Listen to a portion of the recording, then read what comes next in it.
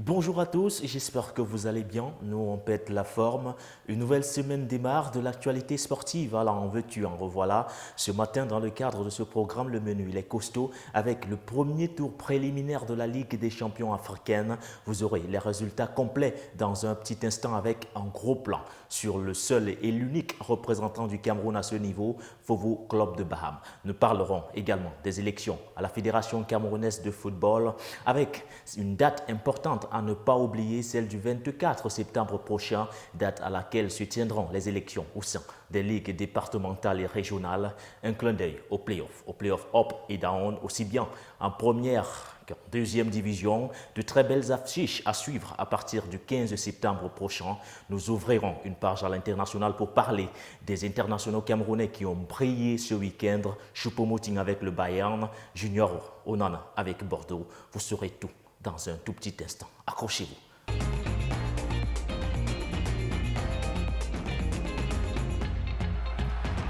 Début du spectacle du jeu, il y en a eu hier en Fadena dans le cadre de cette rencontre entre Fovo Club de Baham et Petro Atlético Club de Luanda. Stéphane Ikpeme, tout comme Alexander Saguin, ont marqué insuffisant pour donner la victoire au club camerounais. 2 buts partout, c'est le score qui a sanctionné cette rencontre. Revivons les temps forts de ce choc.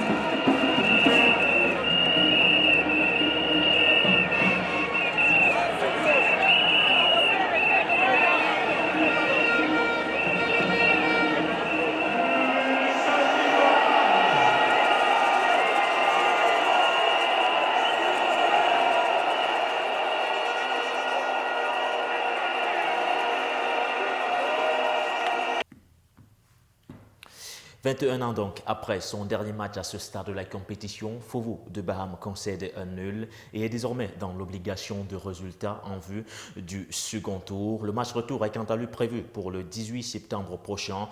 Du côté de l'Angola, il faudra impérativement s'imposer pour espérer voir le deuxième tour. Parlons maintenant des autres résultats de ce premier tour préliminaire de la Ligue des champions africaine. Arta Solar, avec bien sûr son contingent de Camerounais, ont été accrochés à domicile par le club de première division kényan Tuskers FC, 1 but partout. C'est le score qui a sanctionné cette rencontre.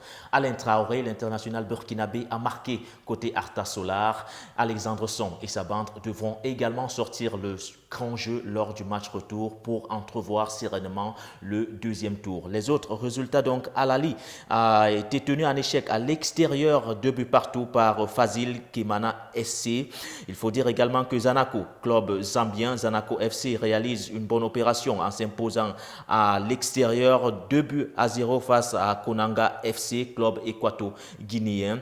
Dans les autres résultats, il faut dire que voilà, le AS Sonabel a été battu 1-0 but contre 1 face au stade malien. Bonne opération pour les Ivoiriens de la SEC Mimosa, victorieux à l'extérieur, 1-0 face aux Sénégalais de Tanguet FC. Voilà donc pour ce qui est de l'essentiel de ces résultats de ce premier tour préliminaire de la Ligue des champions africaine. Pour dire tout simplement que voilà, les matchs retour se joueront à partir du 18 septembre prochain.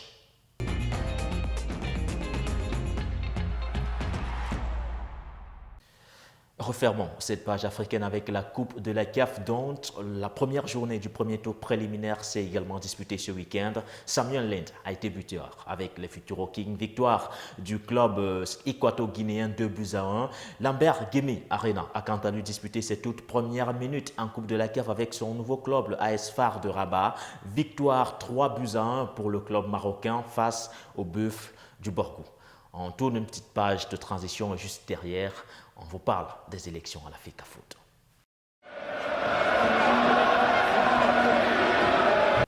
Je vous le disais à l'entame de ce programme, la commission électorale de la Fédération camerounaise de football, réunie en conférence de presse en fin de semaine dernière, a rendu publique la date de la tenue des élections au sein des ligues départementales. Il s'agit précisément du 24 septembre prochain et à cet effet, la commission électorale a reçu plusieurs candidatures dont certaines ont été validées et d'autres invalidées.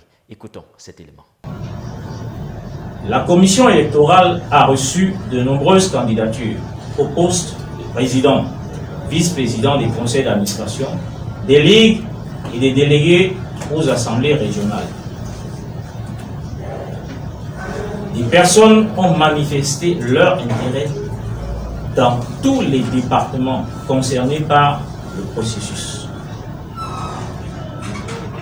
Après examen de ces différents dossiers de candidature, nous avons pu valider certaines et invalider d'autres.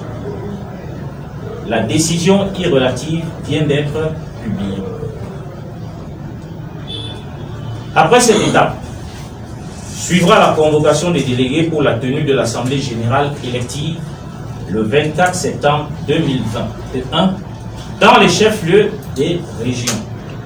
Et parlant de ces candidatures, il y en a une en particulier qui retient toute notre attention depuis plusieurs mois maintenant. Il s'agit de celle de Samuel Eto'o-Fils, ancien capitaine des Lions indomptables du Cameroun, qui est en lice pour le poste de délégué dans la Sanaga maritime. Samuel Eto'o-Fils, qui fait également face au principe de la double nationalité, rendu au 13 septembre 2021. Il faut dire que rien à ce sujet n'a encore été précisé. Écoutons le président de la commission électorale. Lors du point de presse précédent, ce point n'avait point été évoqué, à savoir la question de double nationalité. Vous êtes en mesure de revoir, de réentendre tout le speech qui avait été déroulé. Cette question n'a jamais été abordée.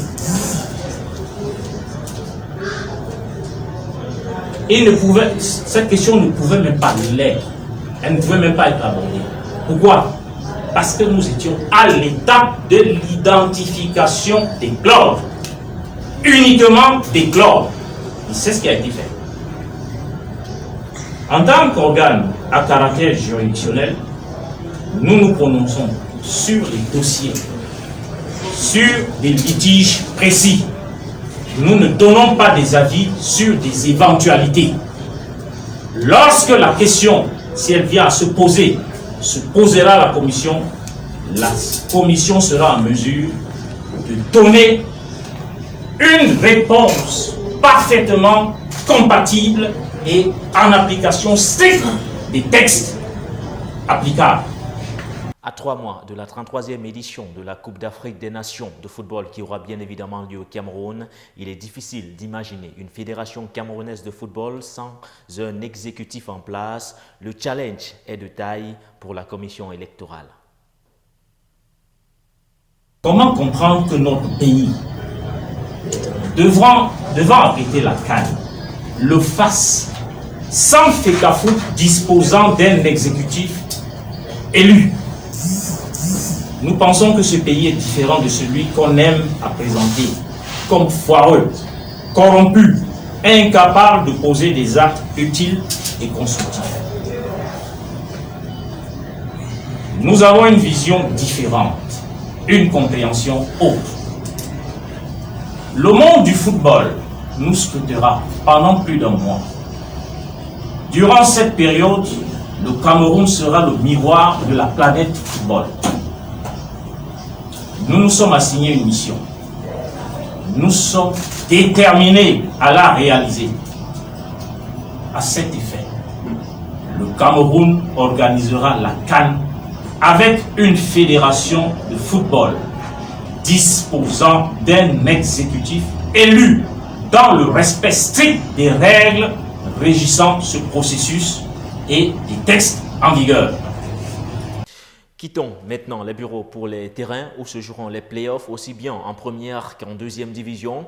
À partir du 15 septembre prochain du côté du stade Amadou Ahidjo de Yaoundé, nous suivrons les rencontres qui opposeront AS Fortuna à APGS de Fou. Coton Sport de Garoua sera également opposé à Fovo Club de Baham. Les vainqueurs de ces deux rencontres se retrouveront le 18 septembre prochain pour une finale qui déterminera le champion du Cameroun pour le compte de l'exercice 2020-2021. Pour ce qui est bien sûr du playoff down, on suivra également de près la rencontre entre Ealing Sport de la Leki et le Tonnerre Kalara Club. Malheur au vaincu qui devra méditer son sort en division inférieure. En deuxième division, il faut dire que voilà, les playoffs se joueront également à partir du 15 septembre prochain. On suivra également les rencontres qui opposeront Renaissance de Ngoumou à Ofta de Créby. Le Racing de Bafoussam sera opposé à Fauve Azur. Les vainqueurs joueront la finale pour le titre de champion de l'Elite 2 et les vaincus devront disputer bien sûr un match de classement. Pour ce qui est du match de barrage pour cette deuxième division, on suivra de près également la rencontre entre Foncha Street et Lyon Blessé de Foutouni. Cette rencontre se jouera au stade annexe de Japouma. Voilà pour ce qui est bien sûr des playoffs up et down. À préciser que voilà, les dates ne sont bien sûr pas fixes et pourraient bouger. D'ici là, on reste attentif. On vous tiendra informé s'il y a un éventuel changement. Du football masculin au football féminin, pour dire que les Lions indomptables du Cameroun se préparent pour le tournoi Aïcha Boari qui se disputera au Nigeria à partir du 15 septembre prochain. Le Cameroun a disputé plusieurs matchs amicaux. Le sélectionneur de l'équipe nationale, Gabriel Zabotosi, revient notamment sur l'état d'esprit et sur la préparation de son équipe. On l'écoute dans cet élément. Nous sommes arrivés au terme, n'est-ce pas, de notre phase de préparation pour le tournoi Aïcha Boari. Je pense que sur le plan physique, on était déjà presque prêt, mais il fallait sur le plan tactique corriger certaines phases offensives, phases défensives. On a terminé par un match de foot contre les filles, chose que nous n'avions pas eu au départ parce qu'on avait joué que contre les garçons. Bon, ça nous a permis de voir encore quelques manquements et nous avons 1 ou 2 jours pour pouvoir faire des réglages. Nous allons le faire que ce soit théoriquement ou bien pratiquement sur le stade. Bon, on attend aussi les professionnels qui vont arriver. Ensemble, nous allons construire, n'est-ce pas, une belle équipe pour pouvoir défendre le Cameroun. Et parlant de ces professionnels, elles sont 5 du côté de Lagos au Nigeria actuellement. Gabriel Abodion Guéné, Colette Ndjana, Mefumeto, Esther Mayekit. Elles seront rejointes demain par le reste de la délégation camerounaise. Le programme du Cameroun à ce tournoi prévoit notamment jeudi la rencontre Cameroun-Maroc. Le Cameroun redescendra dans l'arène à partir bien sûr du 20 septembre prochain pour cette fois affronter le Ghana. Bonne chance aux Lions. On prend une petite transition et juste derrière, on parle de la performance de nos internationaux en club ce week-end. A tout de suite. La page internationale dominée ce matin par la prestation de Franck Zamboanguissa en Série A. Lui qui a récemment rejoint Naples a fait ses grands débuts samedi dernier lors du duel face à la Juventus de Turin. Première victoire pour le Camerounais, précieux dans ce duel face à la Juventus. Une première réussie décryptée par Alain Denis Ikoul. Alors je pense que Franck Zamboanguissa a fait un match assez correct face à la Juventus de Turin. Il savait qu'il était très attendu dans cette affiche-là parce qu'en veille de match, déjà en conférence de presse, son entraîneur, Luciano Spalletti, avait tenu des propos assez élogieux envers lui. Donc, il savait qu'il n'avait pas le droit à l'erreur, il ne devait pas se louper. Et donc, dans son jeu face à la Juventus, je l'ai trouvé assez bon. Dans cette triplette qu'il formait dans cet entrejeu avec Fabian Ruiz, l'Espagnol, et Eljif Elmas, le Macédonien, ils avaient assez de repères. On avait un peu l'impression, on avait le sentiment que c'est des garçons qui avaient l'habitude de jouer ensemble, or que c'était leur toute première fois de se rencontrer sur une pelouse, dans un match officiel. Il a été très bon, il a joué simple, il n'a pas gardé beaucoup de ballons, il a lâché, il a toujours cherché la verticalité dans son jeu. Il n'a pas perdu le temps en cassant un peu le jeu comme on a souvent l'habitude de lui reprocher avec les Lions indomptables du Cameroun. Et là, on a trouvé un Zamboanguissa vraiment assez simpliste dans son jeu. Et je pense que c'est ce visage-là qu'on aime bien voir de lui. Et donc, il a pour moi gagné beaucoup de points face à cette Juventus de Turin dans cette rencontre. Un autre Camerounais qui a brillé sur les pelouses européennes ce week-end, c'est bien évidemment Eric Maxime Choupo-Moting qui inscrit son 5e but, toute compétition confondue avec le Bayern cette saison. Eric Maxime Choupo-Moting qui a participé à la large victoire de son club face à Leipzig, lui qui a inscrit le 4e but de son équipe. Passons maintenant du côté de la Ligue 1 Uber Eats avec la belle prestation de Junior Onana pour sa première avec Bordeaux. Le Camerounais a inscrit un but décisif donc pour le Bordeaux, même si à la longue, l'équipe de Bordeaux a fini par s'incliner 2 buts contre 3. Quittons la Ligue 1 Uber Eats française pour parler maintenant de l'Arabie Saoudite avec Léandre Tawamba qui a inscrit son 4e but de la saison avec son club Al Taoun. Lui qui est décisif à nouveau avec son club, même si son but n'a pas été suffisant pour permettre à son club d'accrocher une victoire. Un match nul à l'arrivée, un but partout, mais il faut noter la belle prestation du Camerounais de ce côté. On rejoint Paul-Georges Depp du côté bien sûr du Portugal avec son nouveau club Boa Vista, lui qui jouait également son premier match. Il a donc été décisif pour le match nul de son équipe, un but partout. Le Camerounais a délivré une passe décisive, tout comme Didier Lamkelze, auteur d'une prestation honorable ce week-end. Lui qui vient de rejoindre le club slovaque du FC DAC, il a été décisif d'entrée avec une passe décisive, une adaptation facile d'entrée qui promet pour celui-là qui rêve encore d'une sélection en équipe nationale du Cameroun. Parlons maintenant de celui-là qui a été honoré comme il se doit du côté de la MLS. 100e apparition ce week-end pour Noah Tolo. Il a été célébré du côté de Seattle Sounders, son club du côté de la MLS. C'est tout simplement magnifique pour celui-là même qu'on espère retrouver les listes d'Antonio Conceição.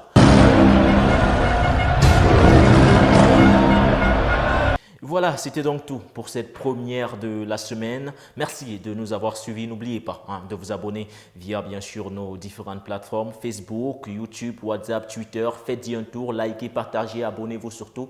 Mais surtout, faites un tour sur le site officiel www.cfootmag.com. Vous retrouverez toutes ces informations sportives. Merci d'avoir été des nôtres. À la prochaine. Bye bye.